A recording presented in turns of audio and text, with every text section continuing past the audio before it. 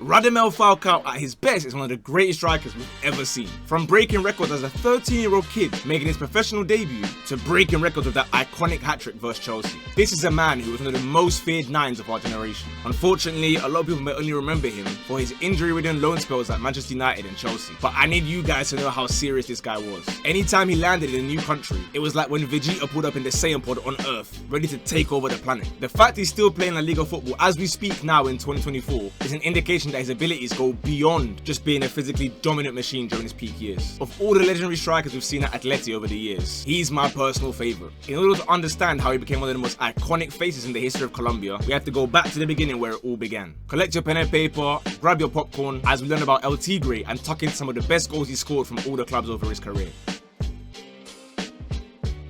Born in February 1986, Falcao's story was seemingly written from early, as his father was a pro in the Venezuelan league. After a few years abroad competing in the Venezuela Child Championship, Radamel would return to Bogota at the age of 10 and play for a variety of local teams before Lanzaros Boyacá recruited him as a school kid. By 1999, his talent was so apparent that he was given his debut against Deportivo Pereira as a 13-year-old, the youngest ever debutant in the Colombian second division. Can you imagine some 13-year-old kid rocking up to play in the English Championship? They'd get bullied. He only played 13 games for them, but his performance and goal against Club El Condor was enough to attract attention in the South American big leagues, especially when he was smashing records, scoring 52 goals in the Tutti Frutti Youth Cup, which had teams coming from all over the country to compete. In 2004, he was picked up by River Plate, and after a year of hard work behind the scenes to force his way into the team, he started cooking. Bro was just bagging braces upon braces, and the crowd were loving his visible passion after every single goal, whether it be a long-range bullet or a typical poacher's finish. Despite starting to find success with the national team, his bucket load of goals at club level only led to one Primera Argentina division title in 2007/8. He scored 35 goals in his final 2 seasons at the club, but he was hungry for more success after sitting keepers down for 5 years there.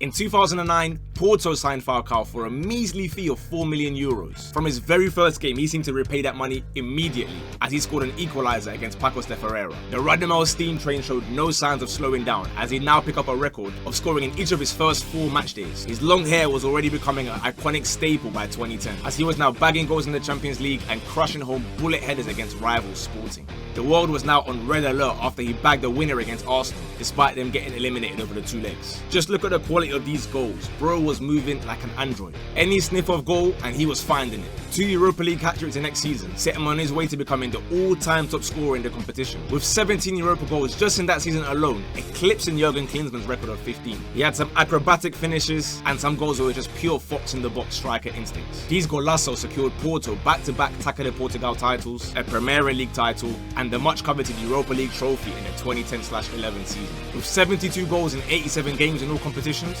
that $4 million fee they paid was looking like one of the bargains of the decade, and they were given 10 times that amount when it was time for his next move.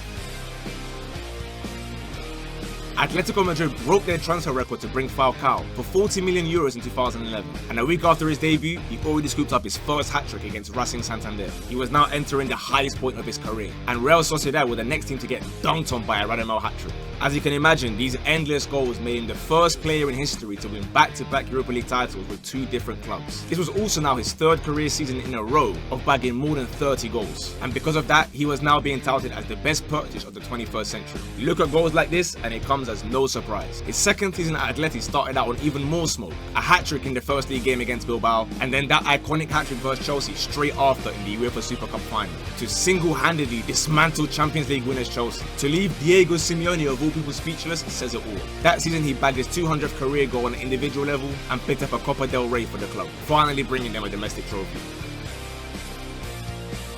His next move in 2013 was perhaps one of the more stranger ones. Despite interest from all the European powerhouses, he ended up signing for newly promoted Ligue 1 team Monaco for around €60 million.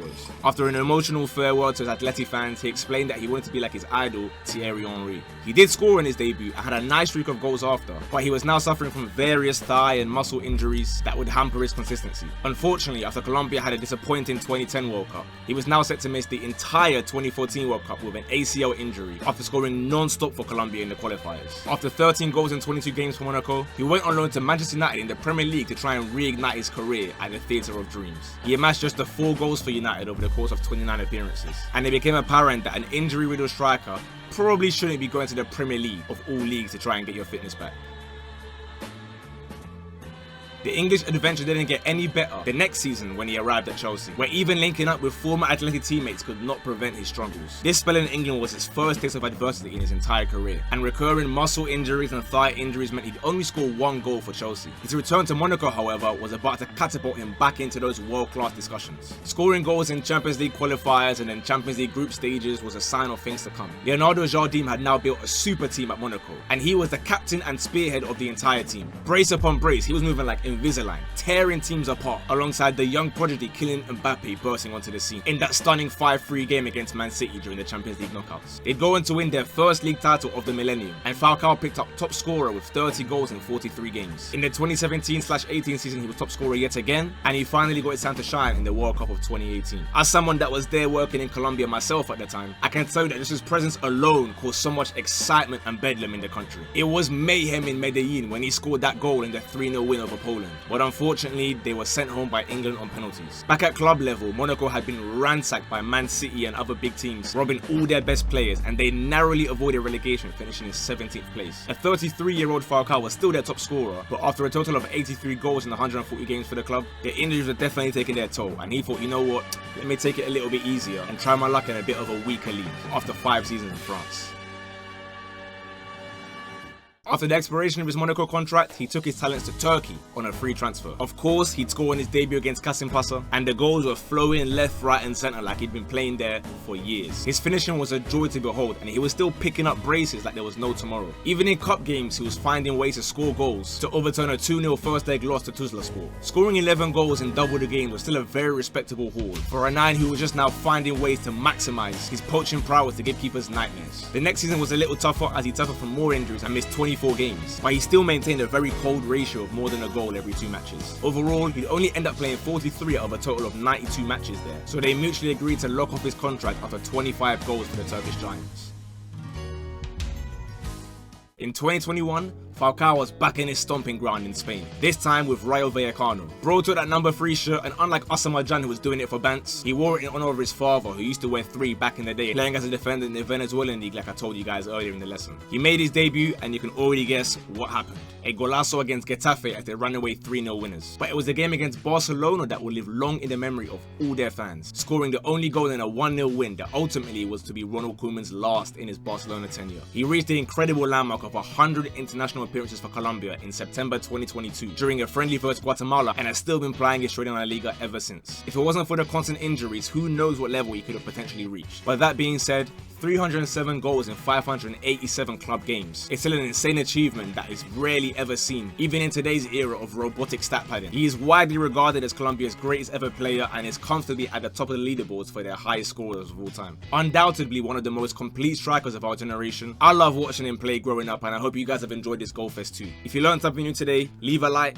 let me know where Prime Falcao would rank in today's era, and subscribe for new lessons every single week. Class dismissed. Bosh.